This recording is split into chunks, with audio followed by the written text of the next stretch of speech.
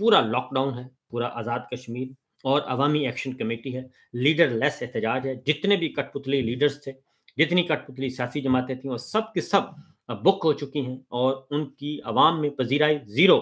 وہ زیرو پہ چلی گئی ہیں، اور کوئی ان کو پوچھتا تک نہیں، اور ان کو کھڑا کیا جاتا ہے۔ جیسے ادھر ناجائز رجیم کو مرکز میں، پنجاب میں اور بلوچستان میں سندھ میں کھڑی کرنے کی کوشش کی جاتی ہے، وہی اسی طریقے سے آزاد کشمیر میں ان بیساکھیوں کو کھڑا کرنے کی کوشش کی جاتی ہے، بے جان بیساکھیاں ان کو۔ لیکن وہاں کے عوام جو ہیں وہ بالکل اب بدل چکے ہیں۔ آزاد کشمیر میں آج تیسرا دن تھا لاک ڈاؤن کا اور ہڑتال کا، لانگ مارچ کا۔ وہاں پہ مکمل طور پر زندگی مفلوج ہے، اور اسلام آباد پولیس بھیجی گئی، لاہور سے افسر بھیجے گئے، اور آج کل بریگیڈیئر فائق صاحب کا نام بہت زیادہ استعمال ہو رہا ہے، اور وہ لاہور میں تھے پہلے، لاہور میں چڑیا گھر والے آفس میں ہوتے تھے کرنل فائق کے نام سے۔ ان کی پروموشن ہوگی، اب وہ آزاد کشمیر میں آ گئے ہیں، اور ان کا نام اب اس وقت مکمل طور پہ پورے میڈیا میں، ایک وقت تھا کہ کبھی کسی افسر کا نام نہیں آتا تھا اور یہ پبلک نہیں ہوتا تھا، اب پتہ ہوتا ہے، اب لوگ براہ راست کہتے ہیں کہ جناب یہ افسر کر رہا ہے۔ تو اس طرح کے کام جو ہیں وہ آہستہ آہستہ یہ چیزیں انٹرنیشنل میڈیا میں آتی ہیں، اور انٹرنیشنل میڈیا میں آ کے آپ اپنا کشمیر کا مقدمہ جو ہے وہ بالکل خراب کر رہے ہیں۔ اب اگلا سوال یہ پیدا ہوتا ہے کہ کیا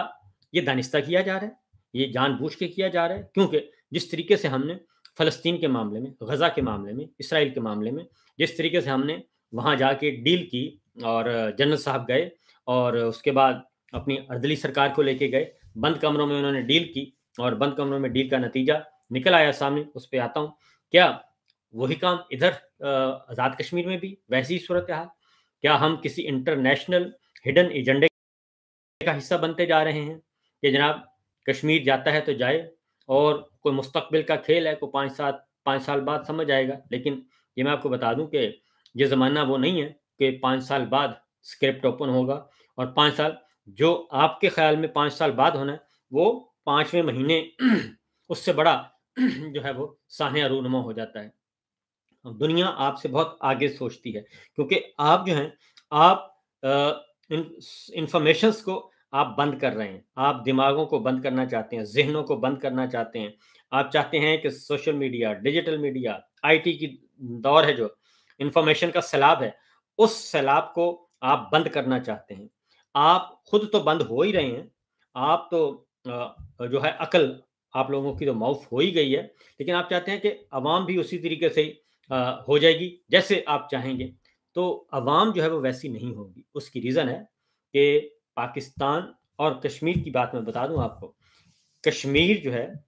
اگر ایک کشمیری آزاد کشمیر میں رہتا ہے تو اس کے 4 رشتہ دار بیرونی دنیا میں، برطانیہ میں، امریکہ میں، یورپ میں ہیں۔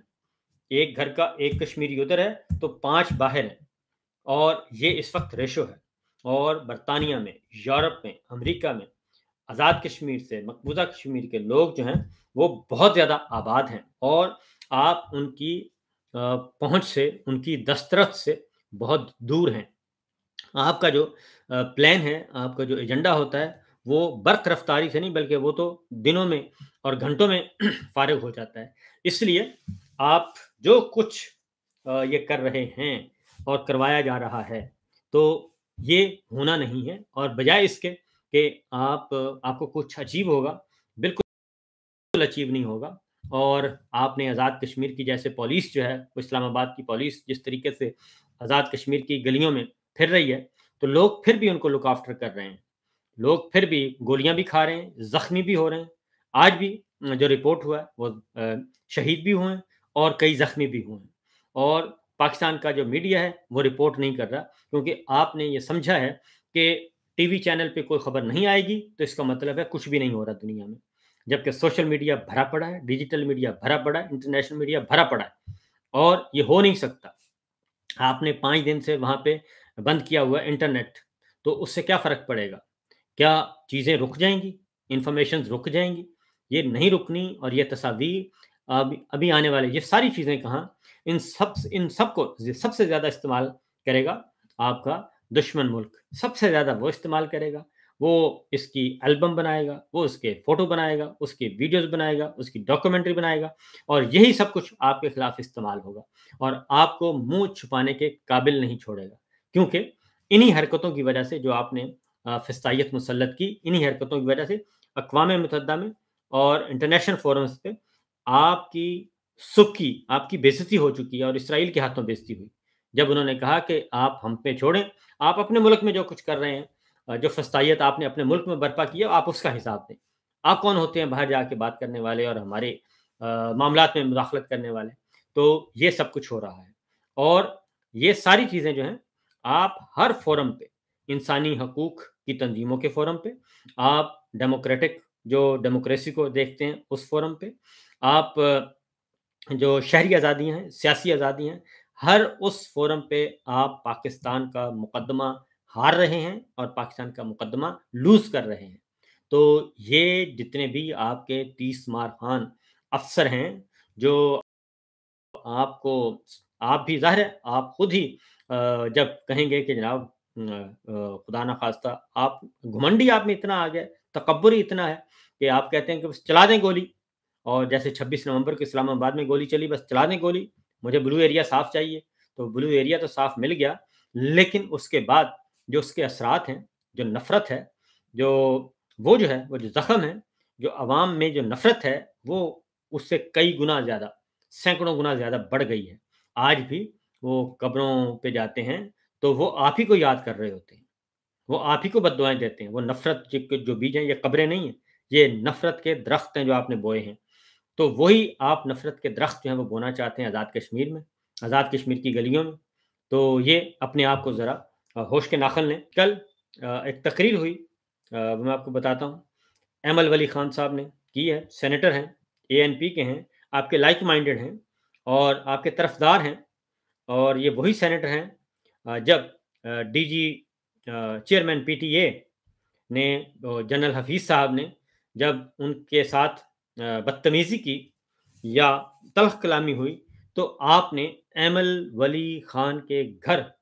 بھیجا جنرل حفیظ صاحب کو، PTA کے چیئرمین کو، جا کے آپ معذرت کر کے آئیں، اور وہ معذرت کر کے آئے۔ وہ سینیٹر ایمل ولی خان کل سینٹ میں کیا کہہ رہے ہیں ذرا سنیے۔ وہ مجھے ایک بہترین، سنیے کس حیثیت سے ہمارا چیف آف آرمی اسٹاف باہر گھوم رہے اور بریف کیس میں وٹ جوک، یہ مذاق تھا۔ وہ تصویر جس نے بھی دیکھی، کون سا chief of the army staff brief case میں ریئر ارتھ منرل لے کے جائے گا، اور وہ مجھے ایک بہترین برانڈ سٹور لگ رہا تھا جس میں ایک مینیجر کھڑا بڑا خوشی خوشی دیکھ رہا تھا، ایک دکاندار بائر کو کہہ رہے کہ آ جاؤ میرے پاس بڑی اچھی چیز ہے، یہ خرید لو۔ کس معاہدے کے تحت، کس قانون کے تحت، کس آئین کے تحت؟ یہ تو ڈکٹیٹرشپ ہے۔ تو یہ اس تصویر کی بات کر رہے ہیں سینیٹر ایمل ولی، جو آرمی چیف جو ہیں وہ لے کے گئے ہیں ایک اچھا سا سوٹ کیس تیار کی ہے، سوٹ کیس کہہ لیں، اس میں وہ پتھر رکھے ہوئے ہم نے، منرلز، خیبر پختونخوا اور بلوچستان کے مائنز اینڈ منرلز، اور وہ پتھر لے کے ان کو نمائش پیش کر رہے ہیں جناب صدر ٹرمپ کو کہ جناب یہ ہیں، آئیں اور آ کے خرید لیں، اور آئیں اور آ کے ہم حاضر ہیں۔ تو یہ دنیا میں کبھی نہیں ہوا کہ ایک آرمی چیف، ایک کمزور سے کمزور ملک کا آرمی چیف بھی اس طریقے سے سیلز مین بن کے نہیں جاتا کہ سیلز مین بن کے چلا جائے اور ایک ٹرے پکڑی ہو، اور میں کیا بتاؤں آپ کو، یہ میرے سامنے پڑا ہے، یہ اس طریقے سے میں جاؤں اور میں کہوں جناب یہ دیکھیں میرے پاس بہت اچھی اچھی ٹافیاں ہیں، اور آپ بھی اچھی اچھی ٹافیاں ہیں، ذرا ٹیسٹ کریں، یہ آئیں اور آ کے بس خرید لیں، میں آپ کو بیچنا چاہتا ہوں، آپ بس آ جائیں اور یہ میں آپ کو بیچنا چاہتا ہوں، بس میں یہ کہوں جناب یہ بہت زبردست ہے جی چیز ہمارے پاس، یہ آپ لے جائیں، بس یہ ہے، کہتے ہیں بس یہ لے لیں کھا لیں، یہ ہم نے ریوڑیاں رکھی ہوئی ہیں پہلوان کی، اور پہلوان کی ریوڑیاں جناب آرمی چیف جو ہے وہ نکلیں اور جا کے بیچنا شروع کر دیں۔ تو یہ اس سے کمزور آرمی چیف نے بھی آج تک یہ حرکت نہیں کی، جو کہ اسلامی جمہوریہ پاکستان کے سپہ سالار اور فیلڈ مارشل کے دعوے دار سید حافظ आसिम मुनीर शाह साहब ने की, ये कभी नहीं किया। और फिर उन्होंने भी, व्हाइट हाउस ने भी वो तस्वीरें टिका के जारी की और अपने फोटो गैलरी में लगा दी हैं व्हाइट हाउस में, और वो दिखा दिया कि ये देखें ना, ये हैं आपके जौहरी ताकत के सरबराह फील्ड मार्शल सैयद आसिम मुनीर शाह साहब, ये हमारे पास आए हैं सेल्समैन बन के, हमारी मिन्नतें कर रहे हैं, हमारी मिन्नत समाजत कर रहे हैं, आए और आके हमारे मिनरल्स, कौमी जो ज़खायर हैं वो ले लें। तो ये सारी का सारा खेल खेला जा रहा है। तो इससे बड़ी एम्बैरेसमेंट और हो नहीं सकती। और फिर कॉमनवेल्थ की रिपोर्ट भी आ गई है, और इस सारी सिचुएशन में बेहतर यही है, और अब जो है वो हर जगह से आ रही है, सबसे तरफ से ये आ रही है कि आप जनाब मुस्ताफ़ी हो जाएं, इस्तीफ़ा दे दें, और बल्कि 28 नवंबर का हम इंतज़ार ना करें, उससे पहले ये अनाउंस कर दें कि जी मैं जा रहा हूँ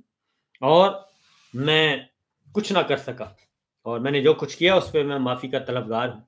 ये आप करें और निकल जाएँ चुप करके। उसकी वजह ये है कि आप जो 3 साल और 5 साल और 2 साल का जो एक तगोदो कर रहे हैं, ये तगोदो ना आपके लिए अच्छी है और ना ही हमारे सिस्टम के लिए अच्छी है, क्योंकि इसका कोई फ़ायदा नहीं होगा। आपके कंटिन्यूएशन अब आपकी जो है वो इसी तरीके से रहेगी, मुतनाज़ तरीन और बहुत ही मुतनाज़ तरीन। तो अगर आप चाहते हैं कि पाकिस्तान फले-फूले और हमारे इदारे मज़बूत हों, तो नई क़यादत के हवाले करें, खुद अपनी छड़ी हवाले करें नई क़यादत के, और बता दें, आज ही अनाउंस कर दें आप कि जनाब मैं कंटिन्यू नहीं कर रहा, मैं जा रहा हूँ, 28 नवंबर को मैं जा रहा हूँ। वैसे तो आपकी तारीख 25 नवंबर 2022 को आप रिटायर हो चुके थे, लेकिन रिटायरमेंट के बाद भी आपने एक ज़बरदस्ती ले लिया। तो ये सूरत हाल जो है, ये सिचुएशन अच्छी नहीं है, तो मेहरबानी फरमाएँ और रुखसती की कोशिश करें। बाय।